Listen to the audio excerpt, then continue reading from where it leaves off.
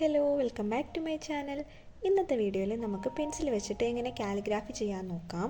ഇവിടെ ഞാൻ 2 മെത്തേഡ് കാണിക്കുന്നുണ്ട്. നിങ്ങൾക്ക് ഇഷ്ടമുള്ളത് ട്രൈ ചെയ്യാം കേട്ടോ. അപ്പോൾ നമുക്ക് വീഡിയോയിലേക്ക് പോവാം. ഫസ്റ്റ് മെത്തേഡിൽ നമുക്ക് എന്താണോ കാലിഗ്രാഫിയിൽ എഴുതേണ്ടത് അത് നോർമലായിട്ടൊന്ന് എഴുതി കൊടുക്കുക. നമ്മൾ എഴുതുന്ന ഓരോ സ്റ്റൈലും ഓരോരുത്തർക്കും ഓരോന്നായിരിക്കും. നിങ്ങൾക്ക് നിങ്ങളുടെ സ്റ്റൈലിൽ നോർമലായിട്ട് എഴുതി കൊടുക്കാം. എന്നിട്ട് നമ്മൾ എഴുതിയിരിക്കുന്നതിൻ്റെ ഡൗൺ സ്ട്രോക്ക് മാത്രം ഒന്ന് തിക്കാക്കി കൊടുക്കുക. ഈ ഡൗൺ സ്ട്രോക്ക് തിക്കാക്കാൻ വേണ്ടിയിട്ട് നമ്മൾ എഴുതിയിരിക്കുന്നതിൻ്റെ കൂടെ തന്നെ ഒരു ലൈനും കൂടെ കൊടുത്താൽ അത് തിക്കായിട്ട് മാറും. നിങ്ങൾക്ക് ഒന്നെങ്കിൽ ഇങ്ങനെ തന്നെ കൊടുക്കാം, അല്ലെന്നുണ്ടെങ്കിൽ നമ്മൾ ഈ തിക്കാക്കിയതിൻ്റെ ഉള്ളിലൊന്ന് ഫില്ലാക്കി കൂടി കൊടുക്കാം. അപ്പോൾ നമ്മൾ എഴുതിയിരിക്കുന്ന നോർമൽ സ്റ്റൈലിൽ നിന്ന് മാറി ഇതൊരു കാലിഗ്രാഫി സ്റ്റൈലിലേക്ക് മാറും. അപ്പോൾ ഇത്രയാണ് നമ്മുടെ ഫസ്റ്റ് മെത്തേഡ് എന്ന് പറയുന്നത്. നമുക്കിനി സെക്കൻഡ് മെത്തേഡ് നോക്കാം.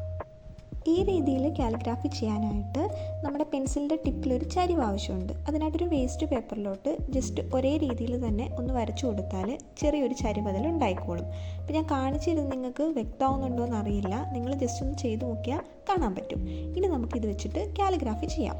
കാലിഗ്രാഫി ചെയ്യുന്ന ടൈമിൽ നോർമലായിട്ട് തന്നെ എഴുതി കൊടുക്കാം. നമ്മളൊരു കാര്യം മാത്രം ശ്രദ്ധിച്ചാൽ മതി. അപ്പ് സ്ട്രോക്കിൻ്റെ ടൈമിൽ പ്രഷറൊന്നും അപ്ലൈ ചെയ്യേണ്ട, നോർമലായിട്ട് എഴുതാം. പക്ഷേ ഡൗൺ സ്ട്രോക്ക് ചെയ്യുന്ന ടൈമിൽ ജസ്റ്റ് ഒന്ന് പ്രഷർ അപ്ലൈ ചെയ്യുക. അപ്പോൾ നമുക്കിങ്ങനെ ബ്യൂട്ടിഫുൾ ആയിട്ടുള്ള കാലിഗ്രാഫി കിട്ടും.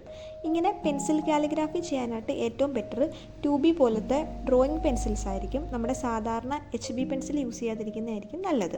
അപ്പോൾ നിങ്ങൾക്ക് നിങ്ങളുടെ കയ്യിലുള്ള നോർമൽ പെൻസിൽ യൂസ് ചെയ്യാം. ഞാൻ ജസ്റ്റ് ഒരു ടിപ്പായിട്ട് പറഞ്ഞതേ ഉള്ളൂ. അപ്പോൾ വീഡിയോ ഇഷ്ടമായ ലൈക്ക് ചെയ്യാൻ മറക്കല്ലേ. നമുക്ക് നെക്സ്റ്റ് വീഡിയോയിൽ കാണാം. താങ്ക്